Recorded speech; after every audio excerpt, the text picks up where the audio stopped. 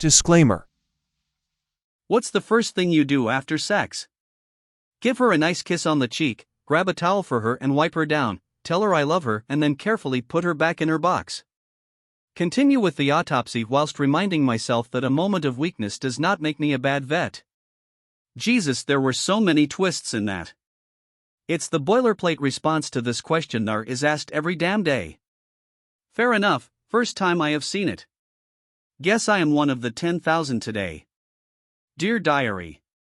Today was the first time a gerbil was brought to the clinic. I was tasked with the autopsy. I was instantly taken by the softness of its fur and the wonderful tickling of its mustache. In a moment of weakness, I decided to stick my penis into it.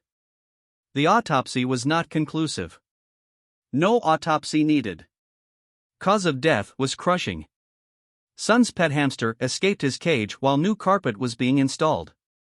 Who knew when that bump in the new carpet couldn't be flattened by stomping? Pulled the carpet back from one wall and had a discovery. Don't tell my son. Clean up, nap and cuddle, preferably. Sometimes it's a quickie and we got shit to do, so it's clean up and get moving cause this is a Wendy's and we should leave.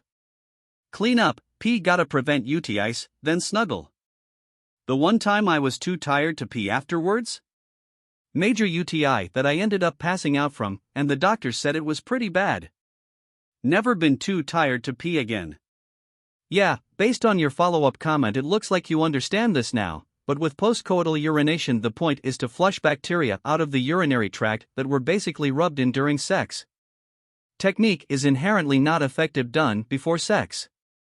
I'm with you though, anytime I'm too tired or forget to pee, it is a guaranteed UTI and I'm a sensitive little bitch when it comes to them. I seem to get a bit of breathing room from taking vitamin C proactively, similar concept to cranberry juice with acidifying the urine, but peeing is still the most important. Medical science has done a lot to save many, many people. An untreated UTI is fatal and it's a miserable death, so yeah. Sex could indirectly delete you. Find out why the kids had to pound on my flipping door. Sorry, heard dad screaming like that fish that smelled SpongeBob's Sunday breath and wondered what the fuck was going on. Think vertical. Kid on roof, you fucking basement. That's a great idea. I was trying to avoid stairs and go for a rancher, but I'd climb some stairs for uninterrupted sex any day. Pay. I have to pay before, you must be a regular. That's what I thought. All brothels I've ever went required paying before. Before I even pull out, I'll give her some kisses. Nuzzle her a bit and maybe crack a joke or two to make her laugh. Let her know I'm gonna get up now and kiss her on the forehead before pulling out. Reason I do this is because I used to just pull out right away after we were done. Get up and go clean off. I'd come back to bed when I was done and cuddle up and I didn't think anything of it. Until one girl pointed out that it made the whole thing feel impersonal and she was just left there in bed feeling like a used object that I left behind while I wiped her off me in the bathroom. So now I make sure that whoever I sleep with they get some non-sexual loving right to make them not feel used?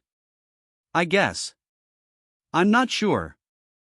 I just don't want them thinking they are simply some hole I use for a bit while I'm bored. She taught you something very important and rare. I honestly didn't understand it at first. Because I always came back and wanted to snuggle. I thought it was fine, I just wanted to clean myself off first so she wouldn't have to deal with me being all sweaty and sticky on her. I thought she wouldn't want to be near me in that state now that we were done, so I ran to quickly take care of it.